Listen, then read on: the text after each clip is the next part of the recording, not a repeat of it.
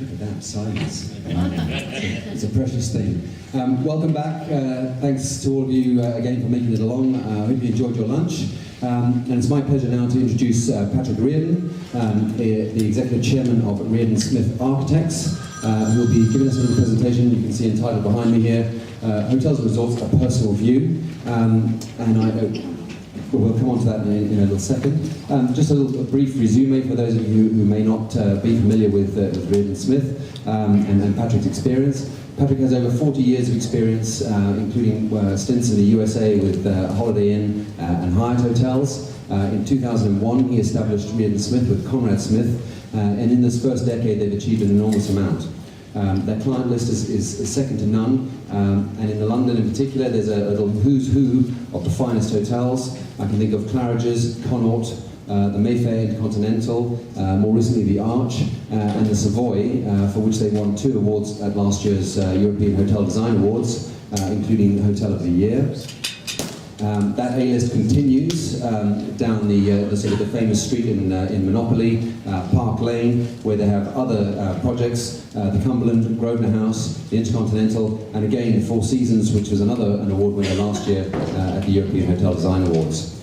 That's a lot of that is heritage work, but in addition to that, they're doing, and obviously urban-based, being in London. The range of their projects also encompasses resorts in the Seychelles, Marrakesh, an eco-resort in Mozambique, which is going to be, I guess, handled out of their Cape Town office that they've opened recently, ski resorts in Azerbaijan, and the master planning of a super yacht marina at Porto Montenegro, which is just a few hundred kilometers south from here, which we'll hear more about from Patrick in a minute.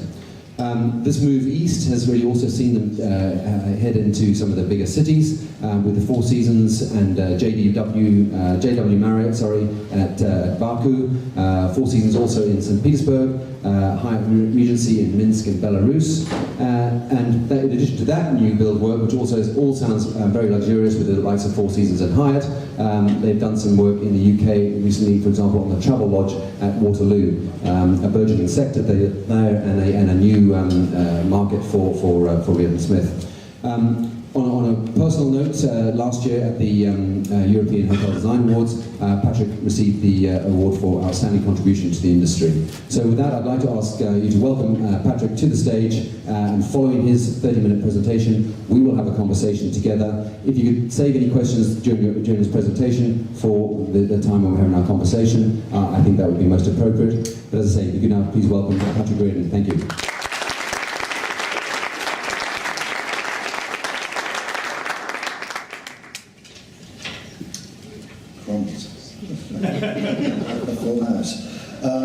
Thank you for coming, thank you for leaving your lunch. This is known as the graveyard slot in any presentation.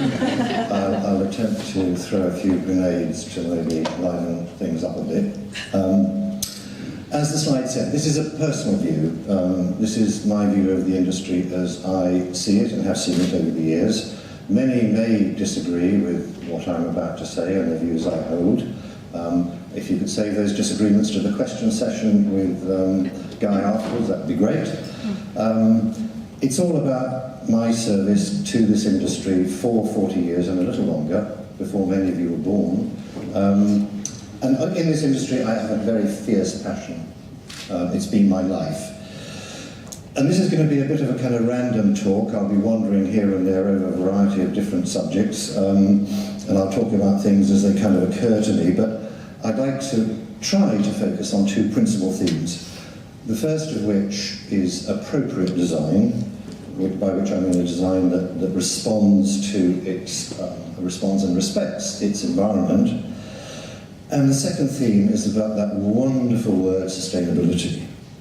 A word that is used to the point of repetitious insanity, but very, very few people have ever been able to define it to be. I don't know what it means. Well, I do know. I've got my own personal view of what it means, and we'll get to that at the back end of this presentation. Appropriateness. Many of you will know the Montenegrin resort just south of here at Budva. Budva, not long ago, was a very simple, quiet, clean, organised, delightful Adriatic coastal town. Inevitably came tourism, And the town and our professions responded, and look what happened. Why in God's name would you do that? I find it utterly inconceivable that a developer, an architect, a designer, an engineer would do that in Budva. Look at the background, look at the landscape. It is just soul destroying. The architect, indeed, may be in this room. I have no idea. You're a very brave man to sit in the front row, is what I would say. But I use this image because it came onto my consciousness a few days ago, just as a signature of what I deem to be the direct opposite of appropriateness. This is one of the latest improvements that someone thought it was a good idea to visit on Budva.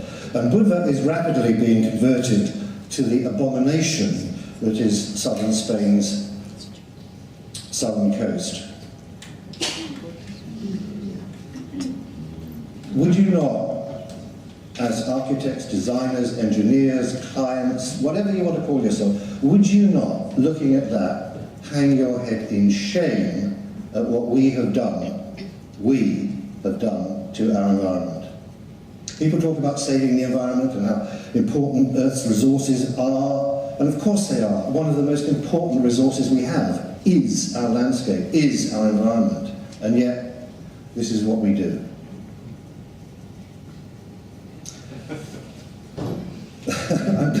I'm glad you find it funny.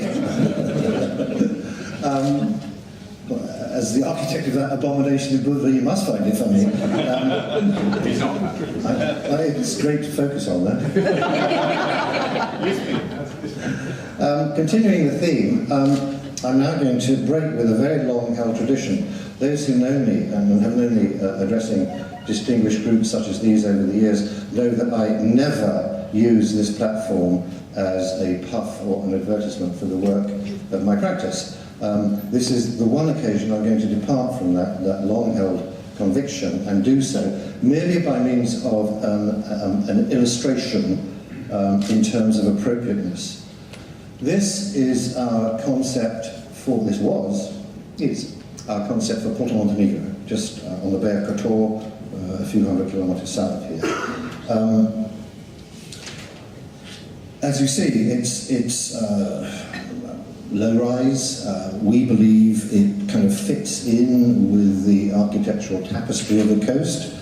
We developed the master plan based on a very careful study of Adriatic coastal towns, that is to say, how they grew over the centuries, how the streets worked, how the squares worked, and so on. But rather than attempting to create a pastiche of what these towns were, our solution embraced the notion that in this town of ours, and it's 25 hectares, so it's a big project, we will have buildings of many different parentages. Some will be based on traditional idioms, others will be uncompromisingly contemporary. We are also persuading our clients that even though we are commissioned to do the whole thing from master plan to completion, they should employ other architects to design certain buildings in the town too, so that we can somehow create this notion, this mosaic of architectural styles and idioms that are appropriate to this sort of development.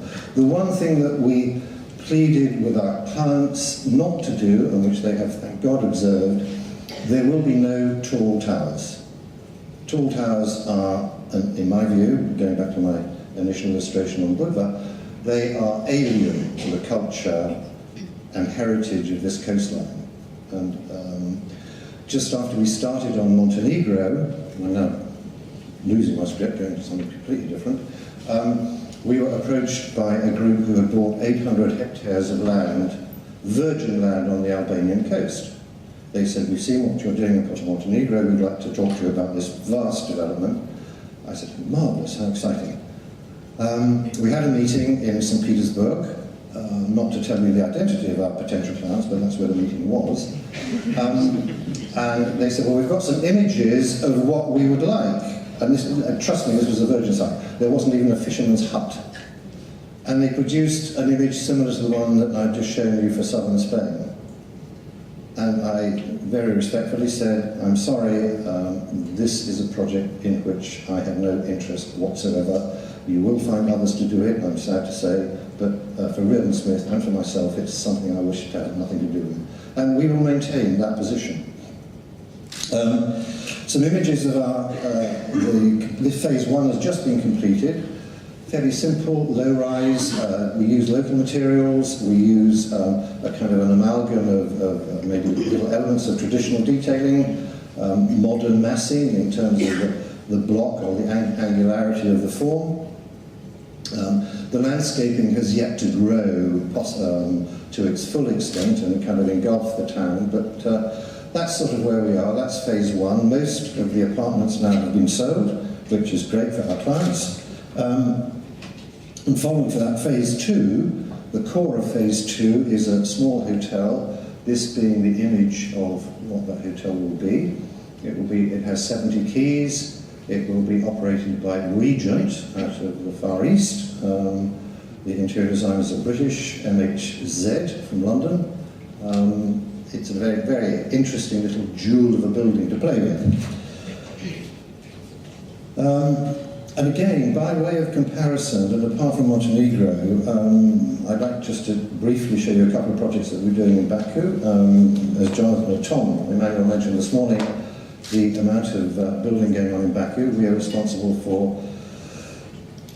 We're very big in Baku for reasons, Azerbaijan, for reasons I completely fail to understand, but we've got 6 major projects, including Azerbaijan's first ski resort.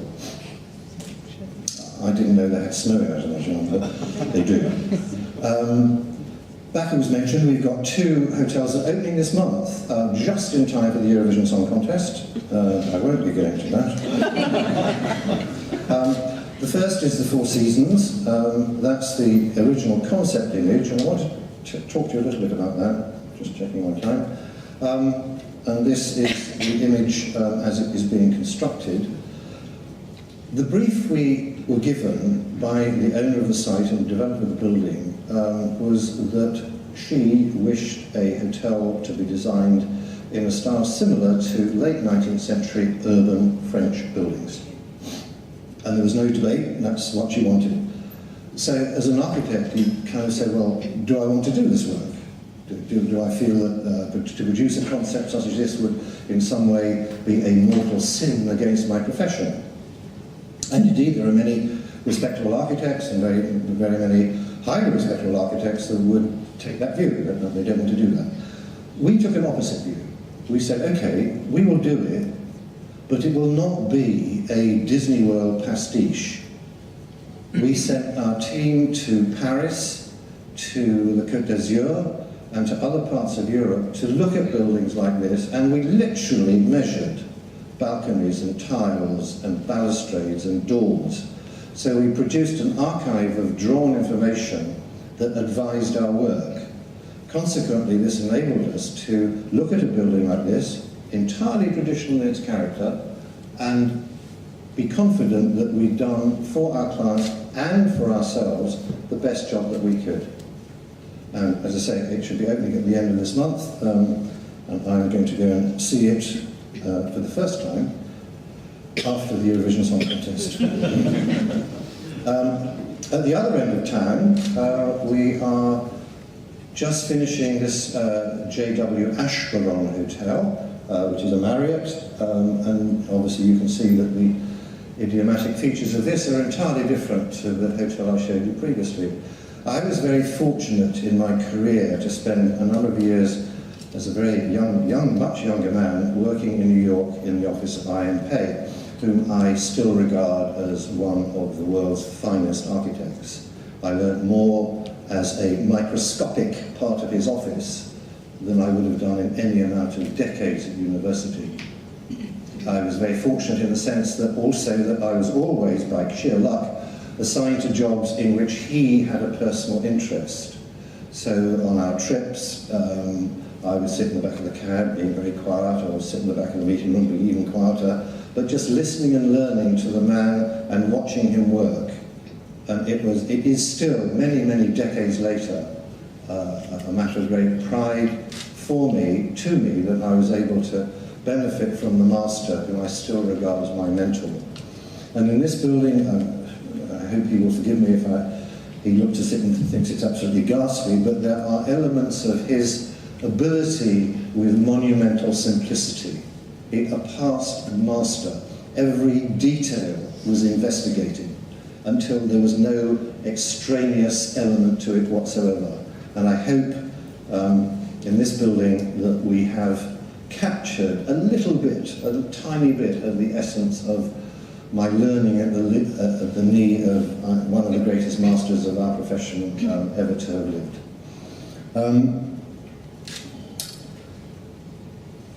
Yeah. This could get interesting now. There's a word.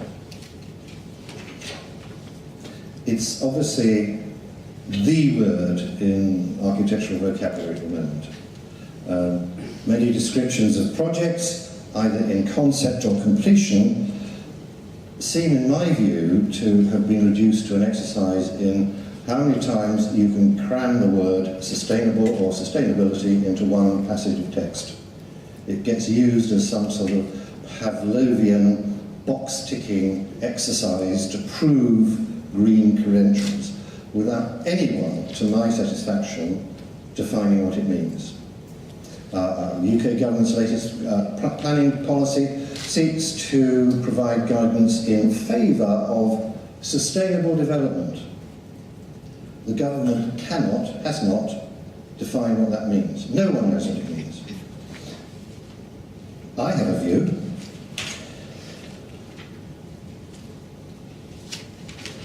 Do you notice what the green earth, that was my little trick here.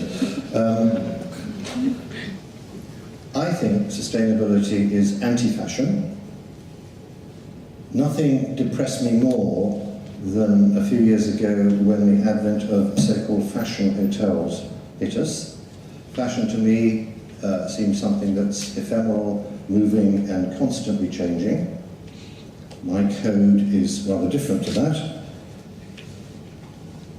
I believe sustainability does require maintenance and refreshment, not replacement and redesign.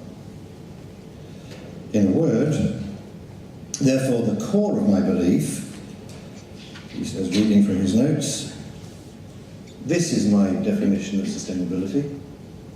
It means longevity. It means designing for time. It means designing once. It means designing in a timeless fashion. How many times does one hear the words timeless used when referring to design? Timeless design is, in my view, and I go back to my introducing slide, and this is my personal view, is truly sustainable as it does not require replacement, which means replacement, in my view, means the intensive use of our planet's resources. In building terms, where possible, we should seek to reuse and adapt that which exists, as the environmental price for stone, steel, concrete, any building material has already been paid. We are in credit. Earlier ages paid that price. It is up to us to continue that and use that. Examples of my creed. 1938, I've written a little caption here, good from evil, a wonderful piece of engineering designed by the most abhorrent regime in the world. And today, the element of that design, the central thesis of that design is still there. Land Rover Defender, 1948, based on World War II technology in terms of pop riveted panels, unit assembly, and today that's what the 2012 Land Rover Defender looks like. Iron Pay is one of my heroes, the other is Charles Eames. In my view, in the 20th century, and indeed the 21st century, the only true furniture designer.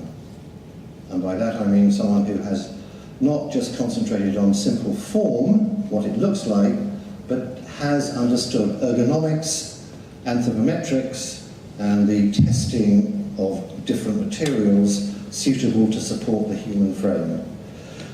1958, 54 years old, and it is still in production and still used and looks as classic and as wonderful as ever. I need not tell you much about this particular chair. Designed in 1956, 55 years old, master at the top of his profession. Can anyone name a piece of furniture that's that old, that is still in production, that looks as that looks and sits as that sits? I'm sure he's not in the audience, but Philippe Starck, in my view, and I'm just picking that name, and there are others, is a furniture stylist. He creates interesting shapes using fascinating materials. In my view, this may seem rather puritanical, he's not. He and his like are not designers. The other one I put in, I haven't got an image of it, is Robin Day, who developed the polypropylene chair in the UK in the late 50s and early 60s. That, too, was true design. How about that? 1950. Has it changed? No. Does it work? Yeah. Will it work in the future? Of course it will. Will it be produced like that in the future? Of course it will. If we only could do things like that, then I suppose if you took my thesis to its logical conclusion, and we all design for timeless longevity, most of you in this room, including myself, would be out of a job, fairly should be.